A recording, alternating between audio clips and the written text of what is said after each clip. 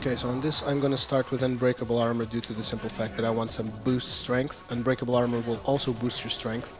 As you can see, I had a Blood Rune, so I popped Blood Strike, and now I'm going for the Obliterate spam, and I have a lot of runic power, so it's gonna be Frost Strike, Obliterate, Obliterate. To keep aggro on these, you might want to use this because they've split up, and it's gonna be a pain to keep track of your aggro.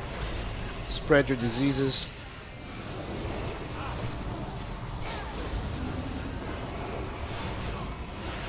Frost Strike because I have a lot of runic power. Rune Strike, which is bound to my Obliterate, so that I don't even have to think about it. Basically, Rune Strike is an ability you're going to want to use whenever it's up, okay? Because your runic power is not going to power your main abilities that require runes, you know? So the only thing that you have to be on the lookout is to not spend your runic power if you think you're going to be needing a cooldown soon, because your Icebound Fortitude uses runic power, okay? But since this is like bloody Nexus, it doesn't really matter that much, because I hardly ever have to use cooldowns in here. Here's the AoE pull, D&D, Icy Touch, Plague Strike, Pestilence. Now I have to wait a bit, use my runic power, and Howling Blast. Boom. I just love Howling Blast, especially those big crits it makes, like BAM! You feel like almost like a DPS class. I mean, seriously, this Death Knight is what? 4.3k, okay? 4.3k. He's making 2.5, which is about the same damage I make on my warrior, okay? Yeah, Death Knights make crap load of damage. So anyways, let's put this here. And again, Icy Touch, Plague Strike. I'm gonna pull this one here with Death Grip. Death Grip is also pretty handy if you want to keep mobs together. Howling Blast incoming. Oh no, it's already off. Obliterate, Obliterate, Rune Strike, Obliterate, Frost Strike. Seriously. Some people might tell you that Death Knights don't take any skill. Those people are mistaken, okay? Death Knights take skill to master.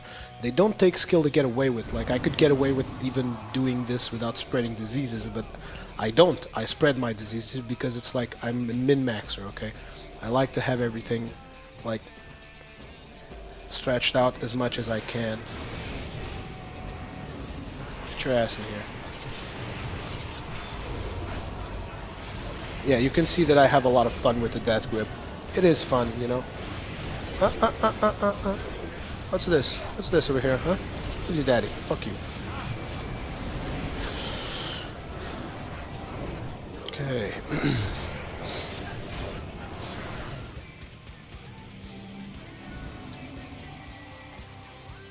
Death in Decay, Midair, Icy Touch, Plague Strike, Pestilence.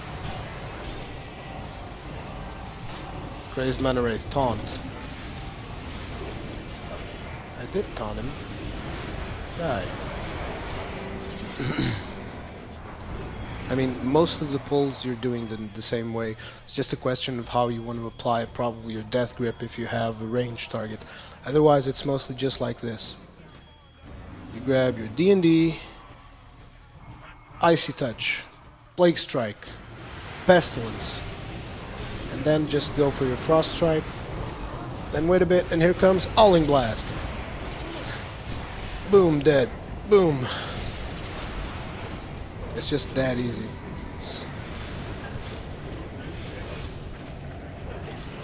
Okay, now for the anomalous guy, as usual, I want to go with the Unbreakable Armor to boost my strength and get some early threat.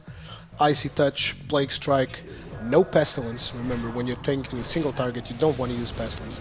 After that, you want to go for your Obliterate with the Rune Strike in it. Howling Blast. I have a Blood Rune now, so I'm going to use Blood Strike, transform into Death Rune.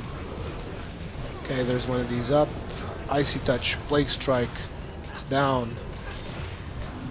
As you see, the boss lost my diseases, so again, Icy Touch, Plague Strike, Runic Strike, Frost Strike, and again, Chaotic Rift, Icy Touch, Plague Strike, Rune Strike. It's down.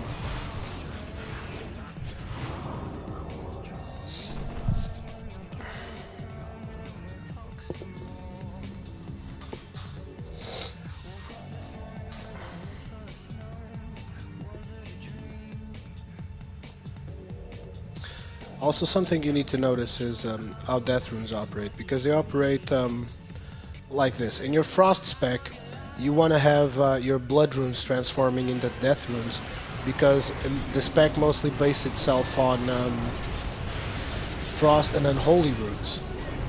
On unholy spec, it's the same thing, but if you look at the blood spec, it's going to be the other way around. It's going to be the other way around because basically what's going to happen is on blood spec you want to have as much blood runes as you possibly can, and you want to do your blood boil and hurt strike. Okay. Not exactly sure what I'm going to make the other ones, but just for you to keep in mind. This is also an alternative to the pulls I'm making, which also on higher level groups it seems to work better. I mean, D&D is like an easy way to guarantee your aggro, but if you want to go pro, you can also go like Icy Touch, Plague Strike, Pestilence. I missed my Plague Strike, and then Howling Blast. But obviously you want to try not missing your Plague Strike, because it's a pain when you miss a Plague Strike. It really cuts down on my rotation. Icy Touch again, Plague Strike, Pestilence. And here comes the Howling Blast. It's up. Obliterate. Anyways, that pull didn't go all that well. I'll try that again on the next AoE pull. In the meantime, Icy Touch, Plague Strike, Frost Strike, Blood Strike, Obliterate, Rune Strike, which comes with Obliterate.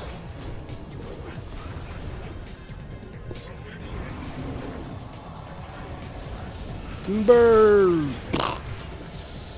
Icy Touch, Plague Strike, Obliterate, Blood Strike.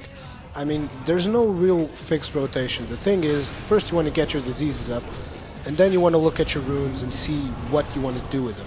Okay. But normally on Frost spec, it's either going to be your Obliterate or your Howling Blast.